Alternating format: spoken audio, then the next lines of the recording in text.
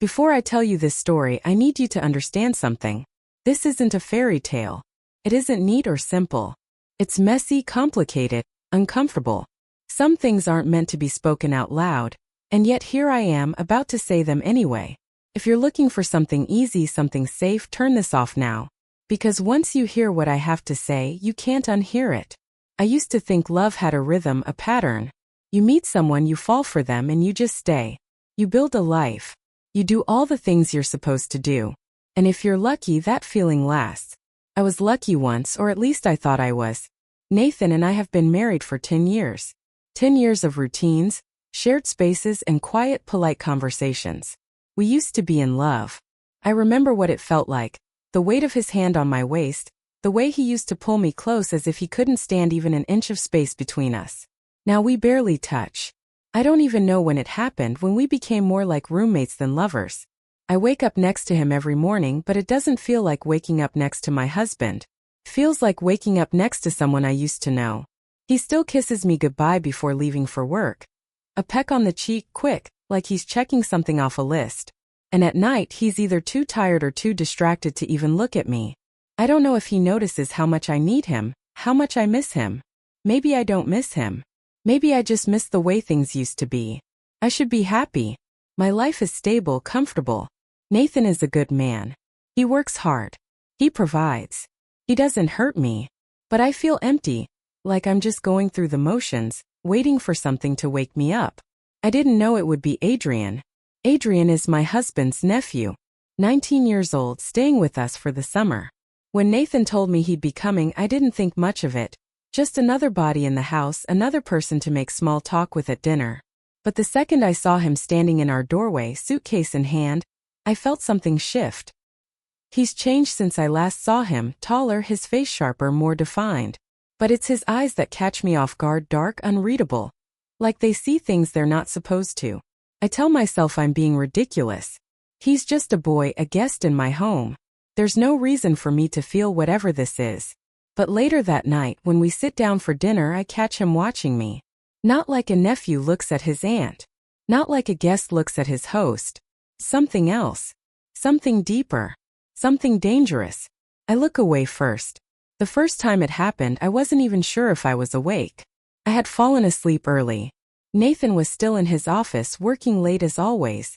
The house was quiet, dark, safe. And then something. A touch. Light. Slow. Fingertips ghosting over my skin. I kept my eyes closed, my body still, my mind sluggish, caught somewhere between sleep and wakefulness. But the sensation was real. I felt it moving along my thigh, up, down. Careful. Testing. I knew I should move. I knew I should open my eyes, sit up, say something. But I didn't. I lay there frozen. My breath trapped in my chest. Then pressure. The weight of another body close to mine. Close enough that I could feel the heat of it. Close enough that I could hear soft, ragged breaths. Adrian. My stomach clenched. My heart pounded so loudly I swore he could hear it. But I didn't move. I didn't speak. I didn't stop him. His hands traced along my legs, slow and deliberate. My skin burned where he touched. My mind screamed at me to do something, to react, to make this stop. But my body betrayed me. He pressed against me, firm. Hesitant at first. Then bolder. He was lost in it. He thought I was asleep. He didn't know I was awake, aware of everything. I let it happen. I don't know how long it lasted. Seconds. Minutes. Time felt strange, stretched thin between right and wrong. Between what I should do and what I couldn't seem to do. And then, just as suddenly as it started, it was over. The weight lifted. The air shifted. I heard movement, fabric rustling, quiet, efficient. He was fixing my clothes, covering his tracks, making sure I wouldn't notice when I woke up. But I did notice. I felt him hesitate for a second, standing there watching me. Then he left. I didn't open my eyes until I heard the door click shut. I stared at the ceiling. My heart still racing. My body still warm. My skin still tingling where he touched me.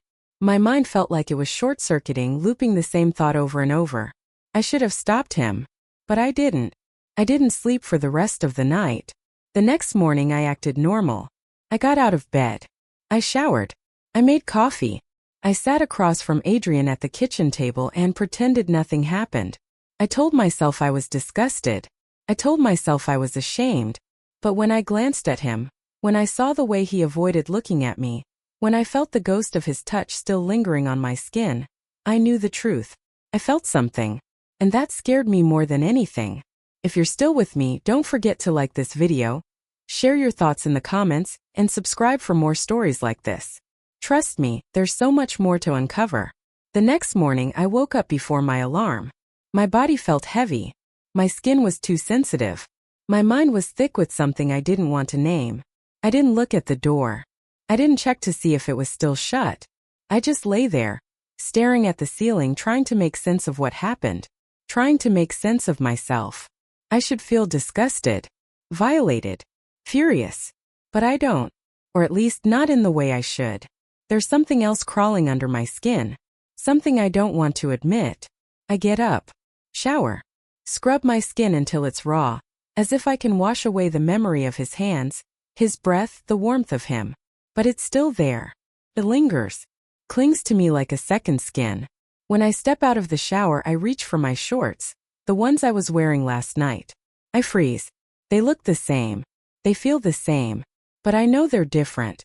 I know what happened in them. What he did. What I let him do. I should throw them away. I should burn them. Instead, I stand there holding them, staring, my breath caught in my throat. Then slowly, carefully, I press them to my face. The scent is almost gone. But it's there. My stomach twists. Shame curdles inside me, thick and suffocating. My hands shake as I shove the shorts into the laundry basket, burying them under layers of clothes. Like a dirty secret. I freeze. They look the same. They feel the same. But I know they're different. I know what happened in them. What he did. What I let him do. I should throw them away. I should burn them. Instead, I stand there holding them, staring, my breath caught in my throat. Then slowly, carefully, I press them to my face. The scent is almost gone, but it's there. My stomach twists. Shame curdles inside me, thick and suffocating. My hands shake as I shove the shorts into the laundry basket, burying them under layers of clothes, like a dirty secret. I tell myself I'm washing them because it's the right thing to do, because I need to erase every trace of last night. But as I pour the detergent, as I close the lid and start the machine, I feel something hollow in my chest. I don't want them to be clean. That thought alone is enough to make me sick. I force myself to move through the morning like nothing is wrong. I make breakfast. Eat pour coffee. I sit across from Nathan at the table, nodding at the right moments, smiling when I should. But I don't feel like I'm really there. Everything feels distant, muted, like I'm watching myself from the outside. Nathan doesn't notice. He never does. But Adrian does. He sits at the other end of the table, quiet, his eyes flicking to me every so often. Not long enough to be obvious. Not long enough for Nathan to catch it. But I do. And I hate that my body reacts to it. I tell myself I'm imagining it, the glances, the lingering looks, that I'm projecting my own guilt onto him. But as the days pass, I can't ignore it anymore. He leaves breadcrumbs, small deliberate things. A touch too long when passing me in the hallway. A brush of his fingers against my wrist when handing me something. A look dark knowing that makes my stomach twist. And worst of all, I don't stop him. I pretend I don't notice. I act as if I don't feel the weight of his gaze when I'm cooking, or reading, or simply existing in the same space as him. But I do. And at night it's worse. I feel him before I see him. I don't know how long he's been doing it, how many nights he stood there watching. But tonight I catch him. It's late.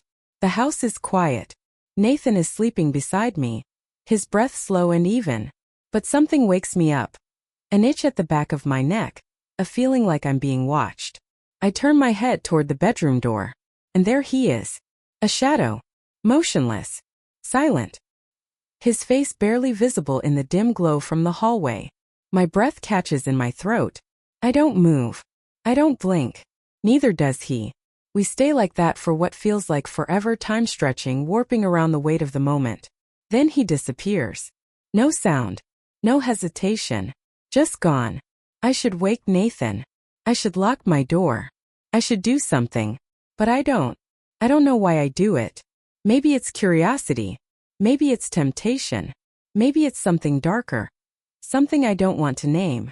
But that night I leave my door unlocked. Maybe by accident. Maybe not. I go to bed like normal. I keep my breathing steady. I close my eyes waiting. And then it happens. The door creaks open. The sound is soft, hesitant.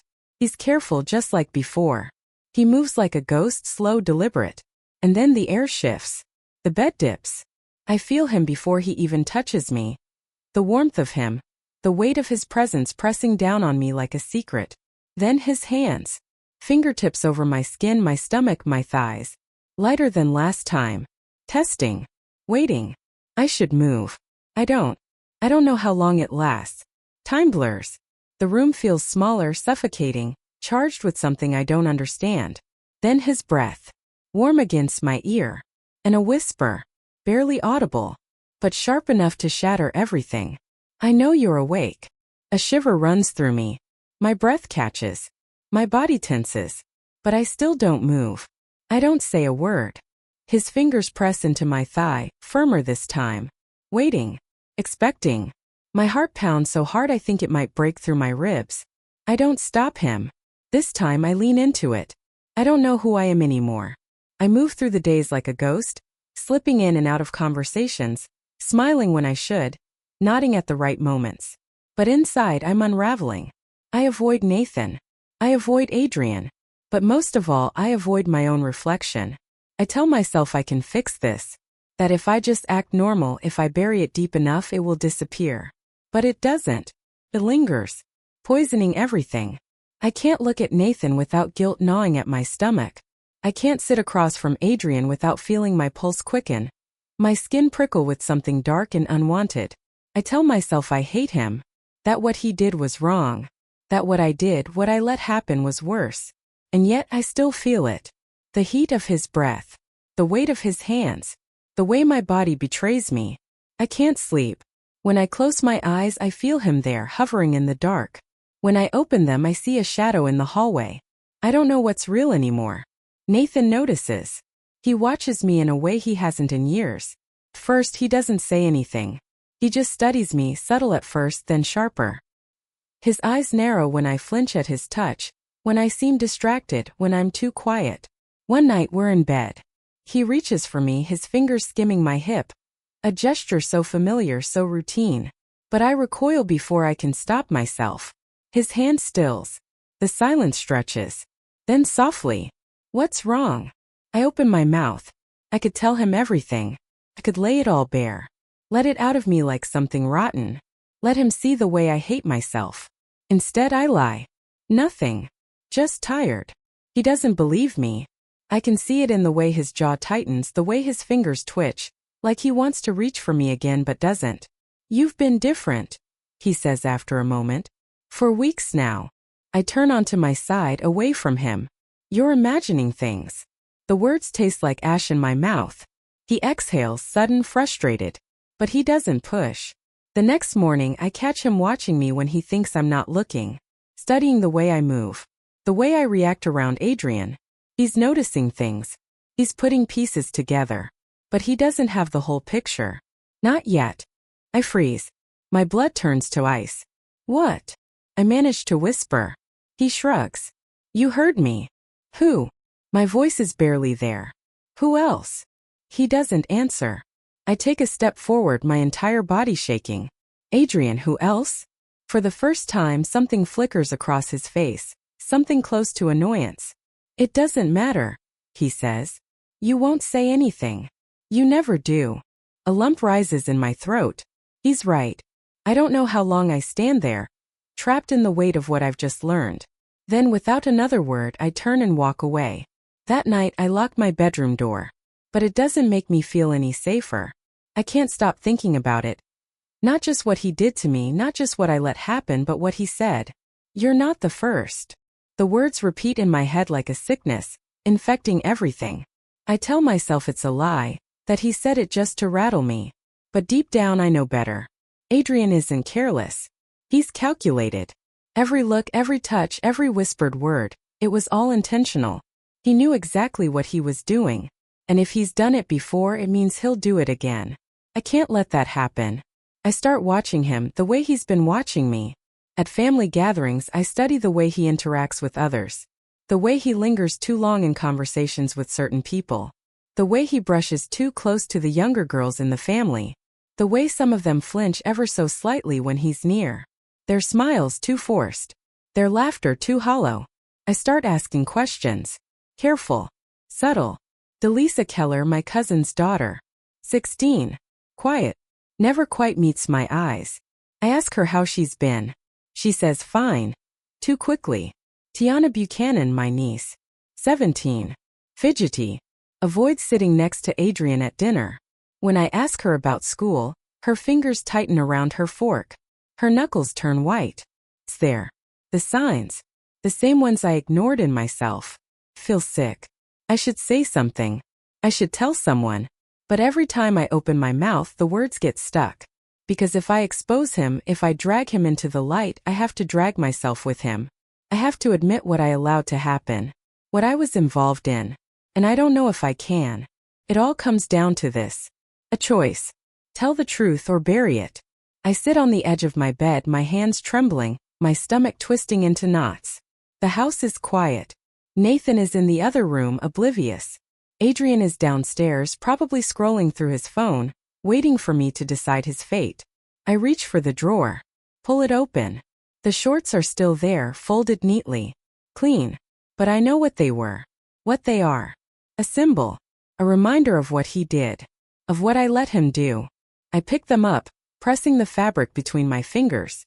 My breath is shallow. My heart pounds. If I stay silent, I become like the ones before me. The ones who let it happen. The ones who looked away. If I speak, I lose everything. My husband. My marriage. My life as I know it. The weight of it crushes me. I sit there for what feels like hours.